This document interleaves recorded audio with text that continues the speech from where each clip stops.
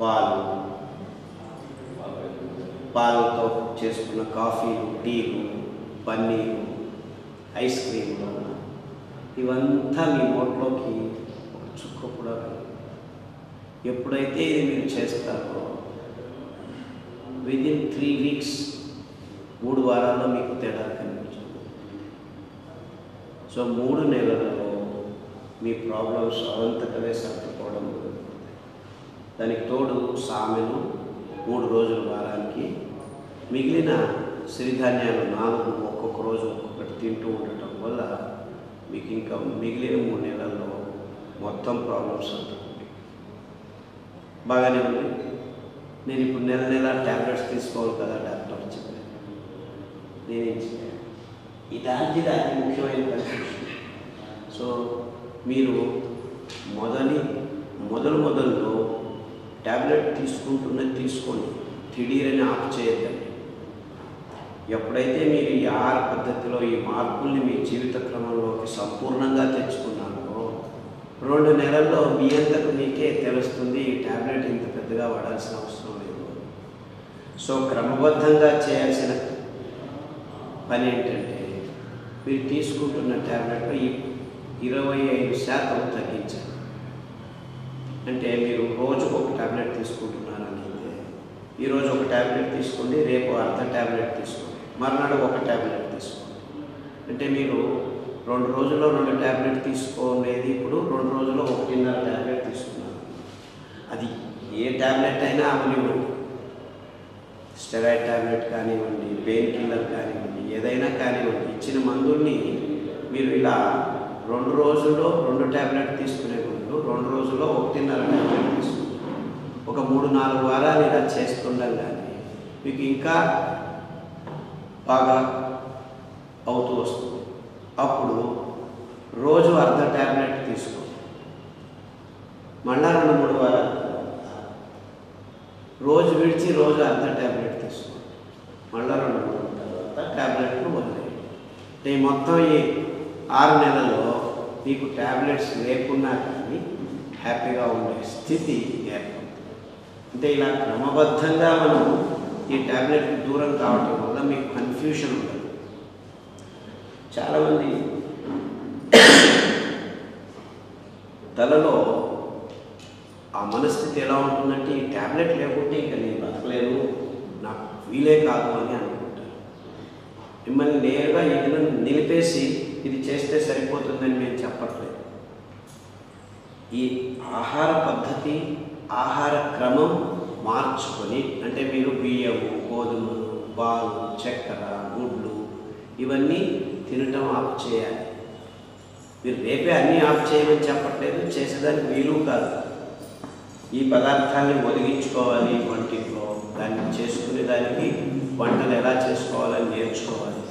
So చేయట్లేదని బాధపడద్దండి, చేసేదానికి ప్రయత్నం మొదలు పెట్టారు.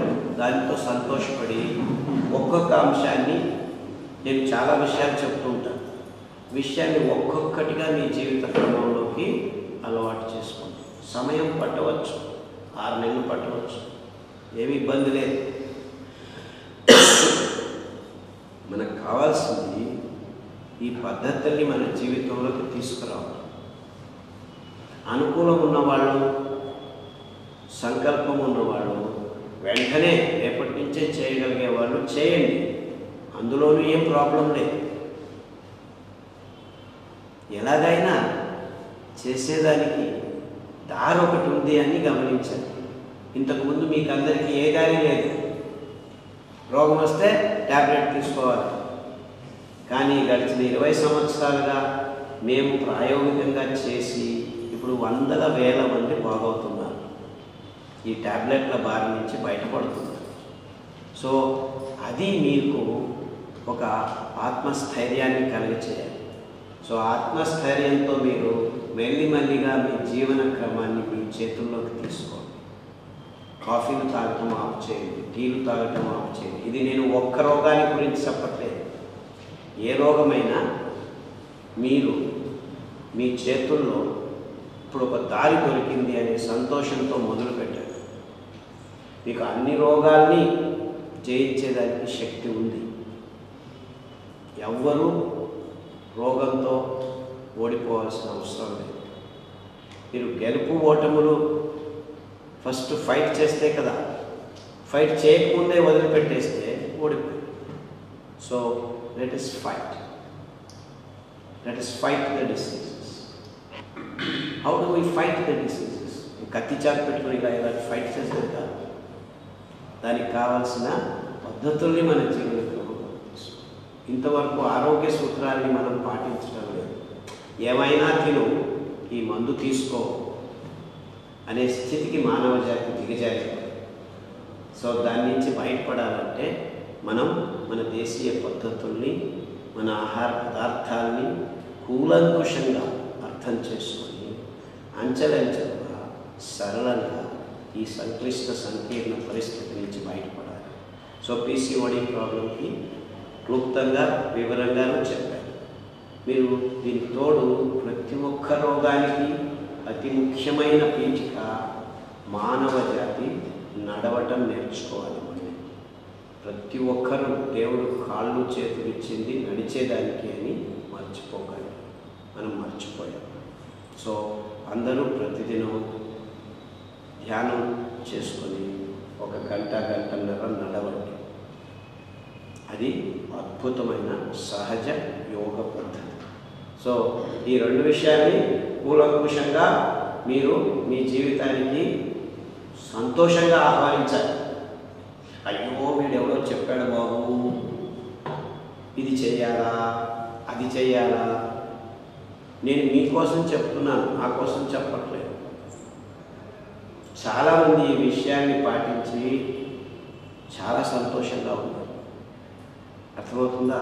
సో ఇది మీరు చాలా జాగ్రత్తగా గమనించండి. అండ్ నేను చెప్పేది పెద్ద పెద్ద సర్కస్లు చేయండి, జిమ్ములకు వెళ్ళండి, పైనుంచి కిందికి వేలాడండి అని ఏం చెప్పట్లేదు. చాలా సింపుల్గా ఉంది విషయం. సో ట్యాబ్లెట్లను జాగ్రత్తగా గమనించి నిదానంగా వదిలివేయండి. చాలామంది వదిలివేశారు, హ్యాపీగా ఉన్నారు. అది మధుమేహంలో ఇన్సులిన్ అయి ఉండొచ్చు, క్యాన్సర్లో కొన్ని మందులు ఉండొచ్చు, చాలామంది హార్మోన్ ఇంబ్యాలెన్స్ వాళ్ళు స్టెరాయిడ్స్ తీసుకుంటూ ఉండొచ్చు. అది ఏ రకమైన ట్యాబ్లెట్ పైన యాంటీబయాటిక్స్ అయి ఉండొచ్చు. అతి ముఖ్యంగా మీరు మనస్థిమితాన్ని కోల్పోకండి. ఈ దినం కాకపోతే రేపు బాగవుతుంది, రేపు కాకపోతే మర్నాడు బాగవుతుంది. మనకి ఇప్పుడు ఒక దారి దొరికింది. అతి ముఖ్యమైన విషయం ఇది మీ చేతుల్లో ఉంది. మీరు ఆత్మస్థైర్యంతో బయలుదేరండి. ఎందుకంటే మీరు నెక్స్ట్ 2 monthsలో చేయలేకపోవచ్చు. మొదలు పెట్టారు, అదేదో ఇంట్లో పెళ్ళవుతుంది, అత్తమామ కొడుకు పెళ్ళో మీ చెల్లెలి పెళ్ళో. సో పెళ్ళి అయిందని అందరూ మీకు సిరిధాన్యాలతో వంటలు చేసి పెట్టరు. సో ఏం చేసేదబ్బా, ఇప్పుడు కంగారు పడకండి, వెళ్ళండి పెళ్ళికి వెళ్ళండి, 2 రోజులు తినేసి వచ్చేయండి, ఏం కొంపలు అంటుకో, మళ్ళా మొదలు పెట్టండి స్థిర నిశ్చయం. మధ్యలో మళ్ళీ ఏదో ఒకసారి ఎక్కువ అవుతుంది మళ్ళా, ఎందుకంటే ఆరోగ్యానికి దగ్గరకు వస్తూ మళ్ళీ అనారోగ్య పరిస్థితుల్ని అదిగా ఆలోచించండి. కంగారు అవసరం లేదు. కానీ మీరు ఈ సిరిధాన్యాల సిరిదారికి మెల్లిగా బాగవుతాయనే ఒక గట్టి నమ్మకంతో మీ జీవితాన్ని గడపండి. చాలామంది బాగయ్యారు. పీసీఓడి గురించి చెప్పాను.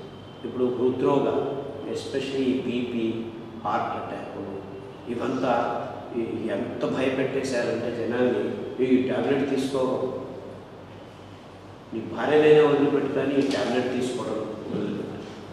ఎస్పెషలీ బీపీ వాళ్ళకి ఒక పెద్ద ప్రాబ్లం. అంటే ఆ ట్యాబ్లెట్ తీసుకోవడమే ఇంకా జీవితం, వేరేది ఏమీ లేదు. Subscribe to our Telugu TV online channel and also press the bell icon so you never miss any new updates, cause whenever we upload new video, you'll get the notification on your mobile.